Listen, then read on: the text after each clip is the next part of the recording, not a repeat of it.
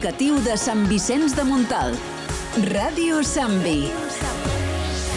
107.4 FM.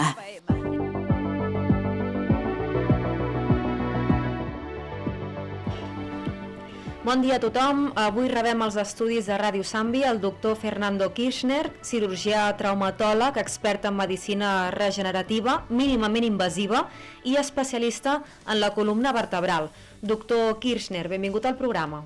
Benvingut tothom.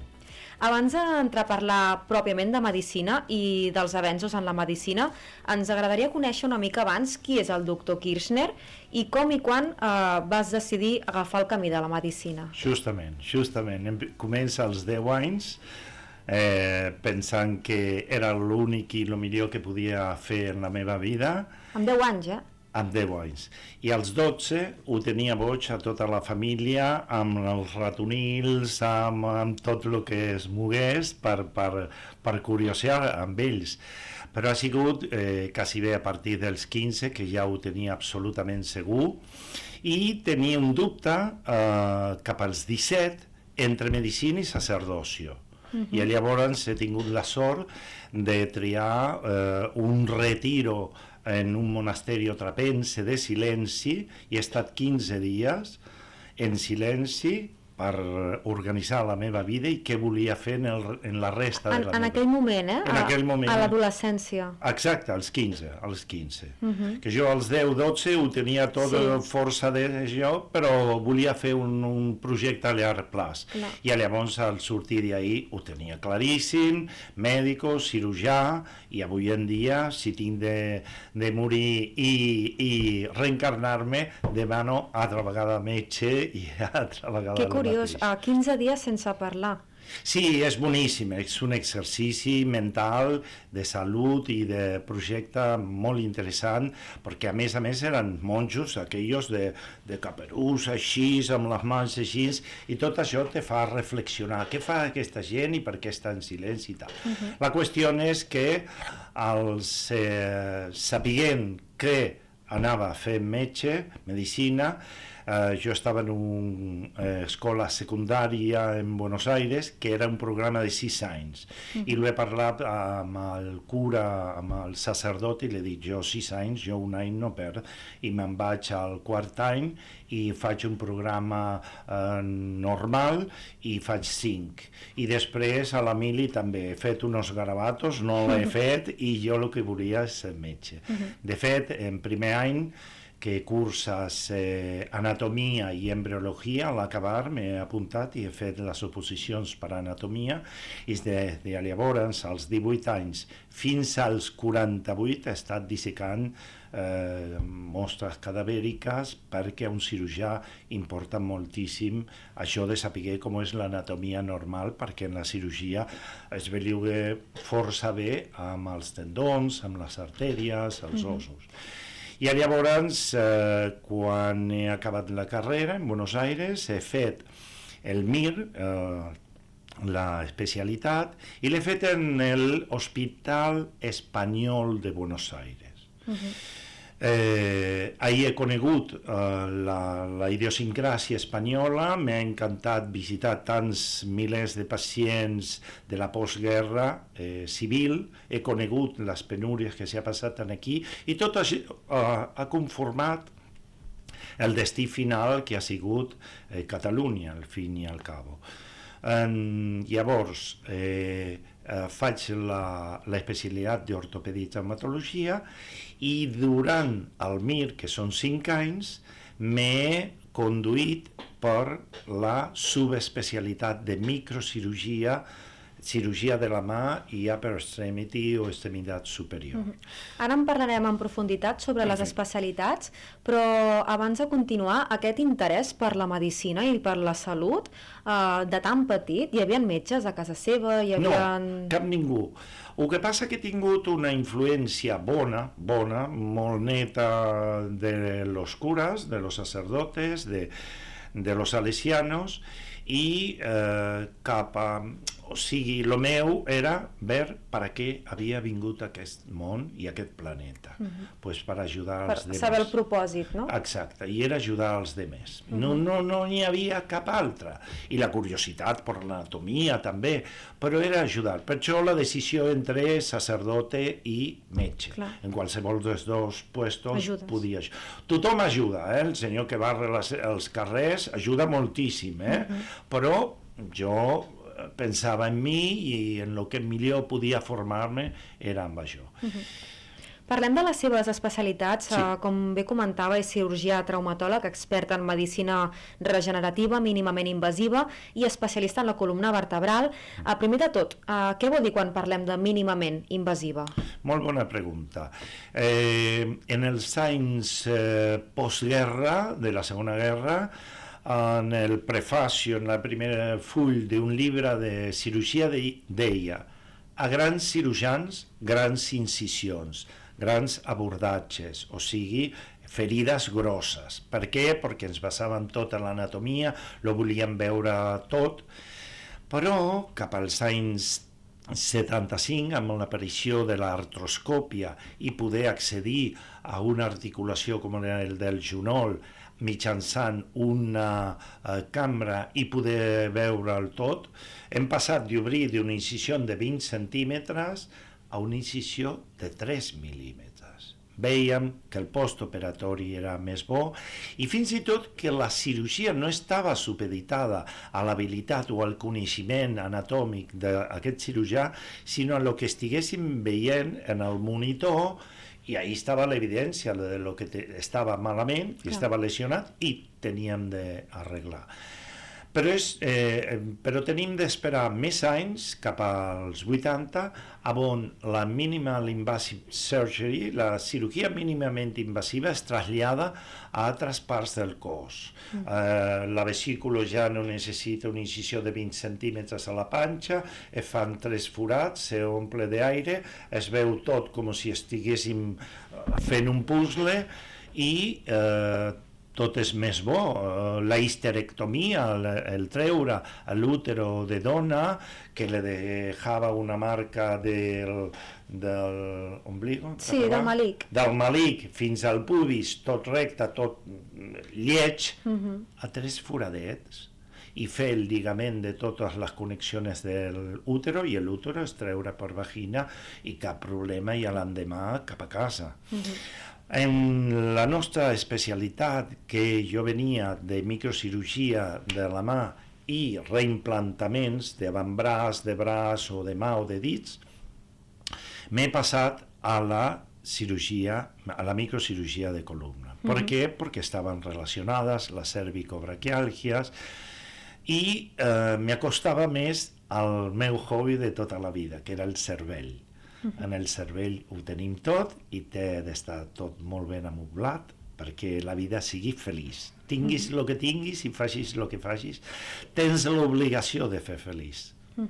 I fer feliç a la major quantitat de gent que tinguis, o alrededor, al teu voltant, o més lluny. I llavors per això soc docent, sempre ajudo a los que van pujant i per això les publicacions a nivell mundial en Estats Units, hi ha una frase que diu si vols que te legin has de publicar en Estats Units. I llavors tot això va dirigit a lo mateix, a millorar el món que ens hem trobat. Ara comentava el tema de la medicina regenerativa de la columna. Sí. A què es refereix concretament? Perfecte. Una vegada que havíem tingut clar que els abordatges tenien de ser mínimament invasius, ja que la cirurgia oberta és amb anestèsia general, és amb ingrés, és amb riscos i és amb percentatge important d'infeccions possibles, per posar un dic artificial o per posar cargols interferencials, al posar pròtesis el risc d'infecció augmenta. El fer mínimament invasiu és ambulatorio, és a dir, ve el pacient en dejú, se li fa sedació, que no anestèsia general, se li fa sedació. Podem veure amb un escàner que es diu fluoroscòpio tota l'anatomia de relacions estructurals amb molta precisió i amb agulles especials mentre el pacient està somniant i relaxat, sense dolor, sense res de dolor i sense memòria d'un moment traumàtic. Nosaltres, amb aquest abordatge mínimament invasiu, pulsem en el disc i en les articulacions i altres estructures de l'esquena PRP, Platelet Rich Plasma, plasma rico en proteïnes.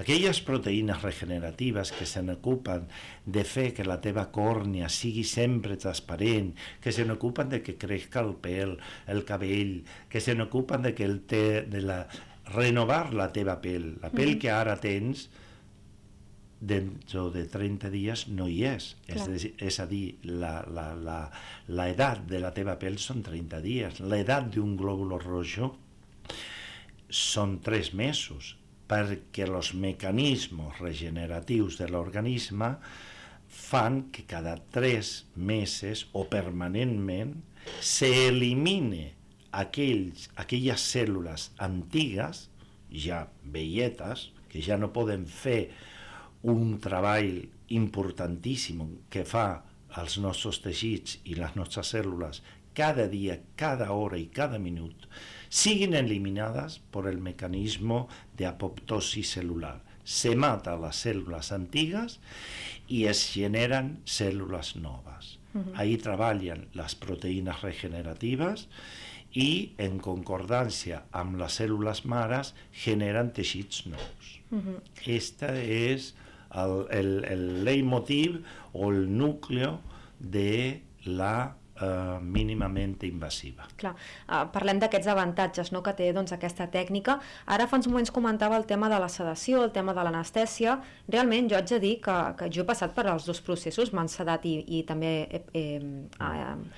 m'han donat anestèsia general, i no té res a veure una amb l'altra. La sedació és un somni màgic profund. Boníssim. En canvi, l'anestèsia sé que es senta diferent en cada persona, però jo en el meu cas vaig despertar fatal, supermalalta. En canvi, amb el tema de la sedació, jo crec que hi ha menys complicacions, no?, que també s'ha de tenir en compte. Sí, molts pacients, quan acaben l'operació, l'esquena, l'aplicació d'aquestes proteïnes regeneratives i es desperten, em diu, quan toca la propera sessió? Que ja vull altra vegada fer-me la sedació. Sí, és molt còmoda, molt còmoda, no et deixa ni un pèl de rastro, de recordaments, de memòria d'un moment que per al cos és traumàtic. Sí. El cos és traumàtic, aquí se fica algú, s'està ficant algú, per això jo he passat de a grans cirurgians, grans incisions, a entrar en el cos humà de puntilles i fer el que toca i anar-te cap a casa. El pacient cap a casa i tu a continuar la teva feina. I també comentàvem que hi ha una recuperació més ràpida. Clar, quan un metge opera hi ha una incisió molt gran, la recuperació també és molt gran. Sí, per exemple, nosaltres fa ja 20 anys que los juanetes, els galindons, no? M'has pillat. Vale. Em sembla que són els galindons. Diu que sí amb el cap. I llavors, els galindons abans se feia una incisió de quasi bé 10 centímetres, s'accedia a l'articulació, es modificava, es tallava, etc. I es ficava una agulla de Kirchner a l'oliar, guix, etc. Ara ho fem amb 2 incisions de 2 mil·límetres, tot amb control de monitor, amb làser, amb radiofreqüència, amb petites incisions, que el pacient se'n va caminant. Avui he fet un vídeo curtet de 20 segons a una senyora que l'ha operat fa 3 setmanes, ja està caminant, no ha tingut cap dolor en tot el postoperatori i l'he tallat 3 ossos i no s'hi ha donat. Increïble. Com ha evolucionat el tema de la medicina. La gent creu, Gemma, el problema és que la gent creu que tot està aquí. I no està aquí, està aquí. I estem molt entrats en el segle XXI.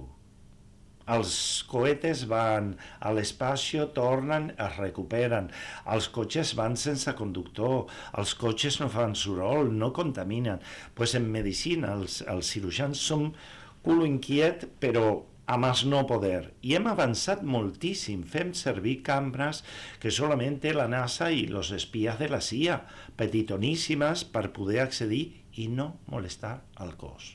I el metge ha de ser entrenat per fer específicament su labor i anar-se. Ja que estàvem parlant de la columna i dels problemes de columna, cada vegada són més freqüents a causa del sedentarisme i de les males postures, o hi ha hagut un increment o sempre hi ha hagut problemes de la columna?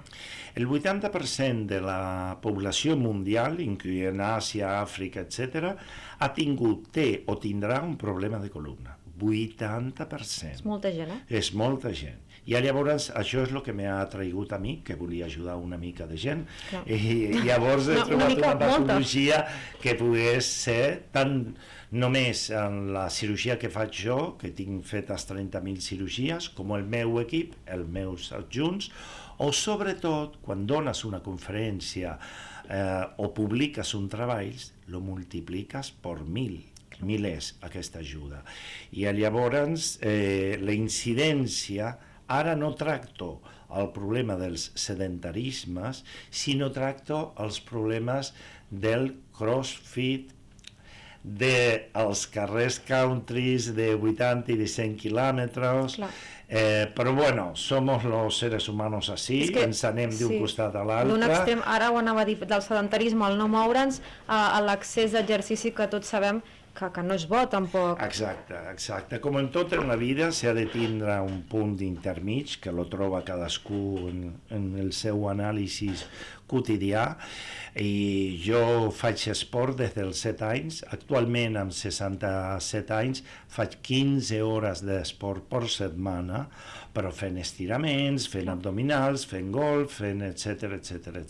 Adaptant, no? Sí, adaptant, perquè tothom tenim lesions a diferents edats de la nostra vida, i adaptant a lo que el nostre cos pot donar. Pel que fa al tema dels problemes de columna, com es poden evitar? A més de mantenir una bona activitat física, el tema de les postures, avui en dia tots treballem amb un ordinador, no? També tenim la postura mal col·locada. Gemma, és boníssima la pregunta. Jo visito des de fa 15 anys en un taburet de 30 centímetres de diàmetre on te sentes.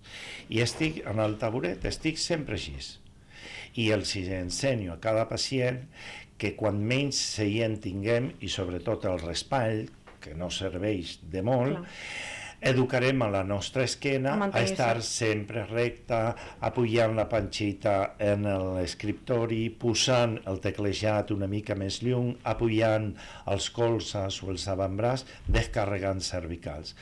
Però l'ésser humà és molt inquiet. Ja inventarem una cadira que te faci flotar en l'aire, però són els problemes tensionals, el problema que tinguis en el treball, en el matrimoni, o aunque estiguis sol en el desert, els problemes que tinguis aquí. Si no els soluciones, l'esquena és una conseqüència de tu estat mental, psicològic, afectiu, dolent. I llavors, avui en dia, amb la mínimament invasiva, podem fer molts tractaments quotidianament. El malalt només té de faltar la seva feina aquell dia, salvo obreros de la construcció o esportistes, que li donem 3-4 dies més, però com entrem amb agulles especialíssimes, finíssimes, amb un tall especial que no fan mal als teixits, en general en 2-3 dies ja poden tornar a la seva activitat normal. Hi ha un element que té una importància significativa, sobretot en el procés postoperatori, que és la càmera hiperbàrica, que és un concepte que avui en dia no es coneix del tot. En què consisteix la càmera hiperbàrica? La càmera hiperbàrica consisteix en un en una cámara on entra el pacient, aunque és tota de metacrilato i llavors el pacient està veient una pel·lícula o el telediari per fora, que li posem un televisor, la càmera està hermètica. Es fan 10 minuts, 10-15 minuts d'adaptació a canviar la mezcla de aire que respirem tu i jo, que és un 20% d'oxígeno, un 80% de nitrógeno, per un 100% d'oxigen. I això permet? Això permet fer una oxigenació de cada una de los trillones de cèl·lules que tenim en el nostre organisme, pell, ossos, fetge, estómac, muscles, que s'oxigenen. Les cèl·lules sí que són més intel·ligents que l'home, perquè no tenen dubtes i volen estar en un estat òptim. El cervell és un devorador de glucosa, de sucre. Per què? Perquè vol O2, oxígeno, perquè amb l'oxigen i el sucre fa funcionar més el cervell. La Johansson ha fet una pel·lícula molt interessant que le posen accidentalment unes drogues a la panxa per fer tràfic de drogues i a ella se li desfà la bossa en l'abdomen i va tenint una funció cerebral enorme, gegant, però amb el seu cervell. Pues la gent que no llegant a aquest nen extrem, que treballa el seu cervell, serà feliç. Avui, fa 2 hores, he visitat a una delegada de Mutua General de Catalunya que he operat fa una setmana del clatell, de l'esquena cervical. La seva vida era un desastre, un lío i un estrès absolut, i no dormia. Avui ha vingut amb la seva parella i ens ha dit: doctor, estic absolutament feliç, no sabia que existia aquesta vida, dorm perfecte, no me faig cap problema amb els nanos ni amb el treball, m'ha canviat radicalment. És això que fa l'aplicació d'aquestes proteïnes en puestos tan cercanos al cervell que influyen també en la funció del cervell. I la càmera hiperbàrica afegeix un plus. Clar, en la recuperació. En la recuperació, perquè recupera la musculatura, en la mialgia, en la fibromialgia, en la fatiga crònica i en patologies que els metges amb els avantatges més moderns no hem pogut solucionar. Les necrosis o mort dels ditets, dels escaladors que pugen a l'Himàlaia i tornen amb 3-4 dits necrosats, morts, se li fiquen a la cambra hiperbàrica i per aquest plus d'oxígeno es van recuperant i no s'amputen tan curts. En el cas que no hi hagi una patologia o que no s'estigui recuperant de qualsevol intervenció mèdica, també és útil la càmera hiperbàrica per si mateixa? Sí, per lo que t'he dit abans, tot l'organisme posat en la càmera hiperbàrica està de fiesta, le posen una alegria metabòlica importantíssima i ahir li donem l'opció al cervell que diga, ui, així estem bé, doncs fem altra sessió. Una coseta, dir-te que ho porta la doctora Limón, que és anestesista, i ho porta ella amb molta responsabilitat. No és una cambra hiperbàrica inflable. Puja a 2,5 atmòsferes d'oxigen. És la mateixa que fan los buzos quan tornen de profunditats i que té una seriositat mèdica total. Doctor, se'ns acaba el temps, ha passat rapidíssim l'entrevista. Sí. Doncs bé, felicitar-lo per la tasca que fa, per haver trobat el seu propòsit de vida, que és ajudar tanta gent, i li agraïm la seva participació a la ràdio. Vale, gràcies a ti, Gemma, i a tots de Sambi Ràdio.